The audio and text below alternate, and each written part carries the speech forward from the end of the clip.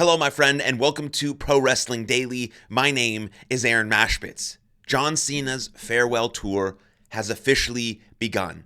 So this is basically my love letter to John Cena because the last time is now, and we absolutely have to give people their flowers when they deserve them. A lot of times we just wait until someone dies to give them their flowers, but John Cena is giving us the perfect opportunity, one whole year as his last official year as a professional wrestler, as a WWE superstar. And so we have to continually give this man his flowers for his 20 years of service to the WWE fans, to wrestling fans as a whole, to all the people he's worked with in Make-A-Wish, to just everything he's done as a human being. Now, again, I don't know John Cena personally, so this is all about me and my fandom and my appreciation for John. And so this is a love letter to John. We're giving him his flowers for, again, the work he's done, the moments he's created, the memories he's created, the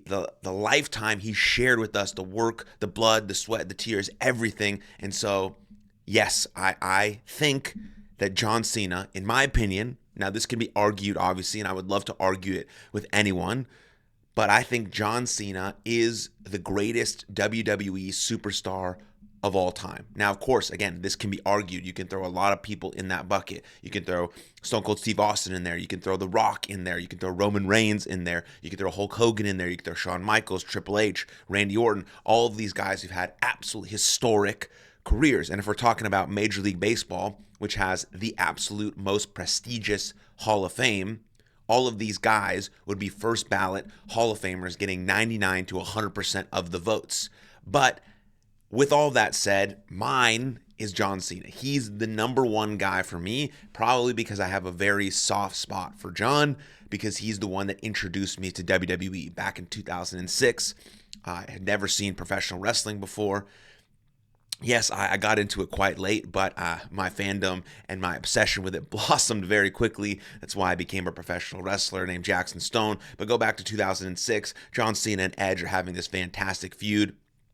It's right before SummerSlam, so it's in the summer, and I'm scrolling through the channels, and I stumble upon it, and there's John Cena. And the very first segment I saw is when Edge went over to John Cena's dad's house, and Edge and him are having a back and forth, and he slapped him. Then they showed some other stuff, and it was just a magnificent feud. Yeah, I also, as a young boy, I really liked Edge because it's sort of his mean streak, the rated R superstar type of stuff. He was with a hot chick. Like, that was fucking cool. But then you like John Cena, like, this guy is jacked, he's cool, he's strong, he's collected, he knows what he wants, he's fighting, like all of these things. And so those two combined made me immediately obsessed with professional wrestling and WWE. Shout out to Edge. And so John Cena, special place in my heart, probably why I'm a little biased when it comes to him being what I consider the greatest WWE superstar of all time. And now we have his farewell tour. And when we think about what might happen on his farewell tour, we think about, will John Cena break the record?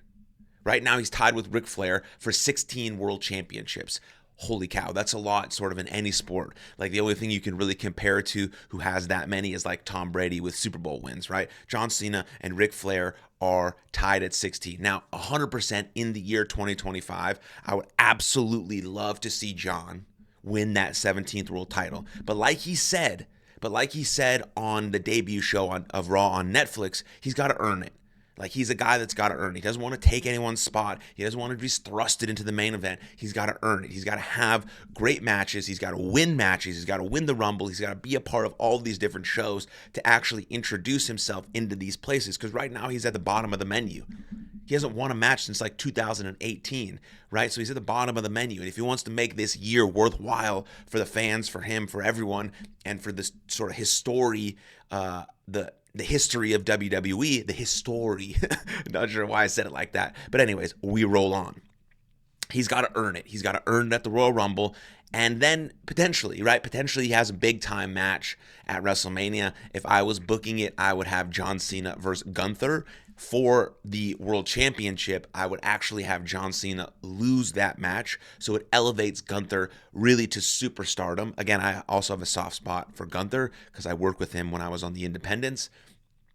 But his win over John, like they have just an absolute classic 20, 25, 30-minute main event style, hard-hitting, ground and pound, elicits some emotion. People feel for John. They're like, oh, this is the time he wins it. But Gunther's just absolutely tearing him to shreds. And John Cena just has these magical moments, a lot like he did when he was wrestling, Brock Lesnar, and like all of that stuff was beautifully crafted. Something like that with Gunther, where Gunther actually beats him at Mania. They maybe continue on that feud, and then John Cena eventually wins that title maybe later in the year, where he holds it for a couple months, has a really good feud sort of to end the year, and then potentially loses it by surprise or loses it in a big money match closer to the end of the year, or maybe, pretty soon after that. But I just can't, I can't imagine the 17th world title just being like this sort of throwaway match. And so it's got to be well constructed. And I think John's always had sort of the right approach to this stuff. He wants to earn it.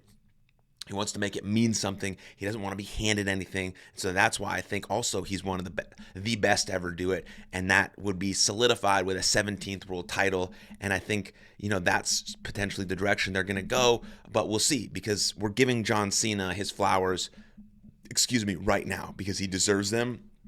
And we're also very excited that he's become a better actor since the very first installment of The Marine. He's just doing some amazing stuff in the small screen and the big screen, TV shows, movies, everything.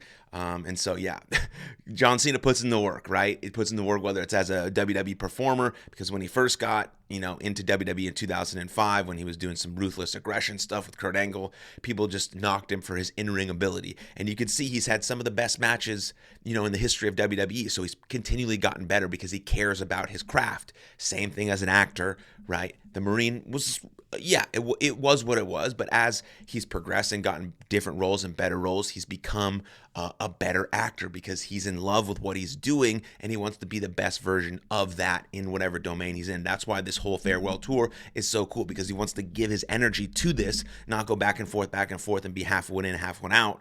He wants to be all in. This is it. Farewell tour. The last time is now. And the last thing we'll discuss is, what is John Cena's best matches? There's 5 matches that I picked out that I think sort of encapsulate his entire career as best matches, with range and ability to go toe-to-toe with some of the best in-ring competitors. And I know there can be argument on this as well, and there's many more matches that were amazing in John Cena's career, but these are the ones that I have sort of picked out that stood out to me, that stood the test of time against also guys that are also really good and can go really well. So he had a couple matches with CM Punk that were really good. They had the match at the Money in the Bank in 2011, and they had that match that was sort of an instant classic on WWE Raw on February 25th, 2013. So those 2 matches were absolutely incredible. John Cena versus Daniel Bryan for the WWE Championship in SummerSlam 2013 was also an incredible match.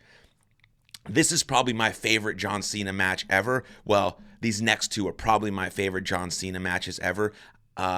Is John Cena versus Seth Rollins versus Brock Lesnar. That triple threat match at the Royal Rumble in 2015 was one of the most perfectly executed professional wrestling matches of all time. As a former professional wrestler, triple threats are really hard. There's moving pieces. You got to account for all these things. You got to have timing and sequencing, and execution's got to be perfect. So not only was it one of John Cena's best matches ever, it was one of the best matches ever and one of the best triple threat matches ever. And to sort of round out John Cena's best matches, we have John Cena versus AJ Styles from Royal Rumble 2017. Those, I think, are arguably, some of the best John Cena matches. You can put some other stuff. When he did that open challenge for the United States Championship, there was tons of good matches in there. His, first world title when he won versus JBL at WrestleMania is another one. His WrestleMania match versus Shawn Michaels at WrestleMania 23 is another good one. Like, there's so many John Cena matches that are amazing. I picked out these. If you've never seen them, you should go watch them right now. They're all on full wherever you can find them. Peacock, YouTube, I don't know. But you should watch them so that you can understand the greatness of John and how he's evolved over the last 20 years because, basically since 2005, he's been the heart and soul and the babyface of WWE, and we have to give him his flowers. So right now, I'm giving John Cena his flowers. This is my love letter to him, and I think John Cena is the best WWE superstar of all time. So thank you very much for tuning in. Hope you enjoyed it. See you next time.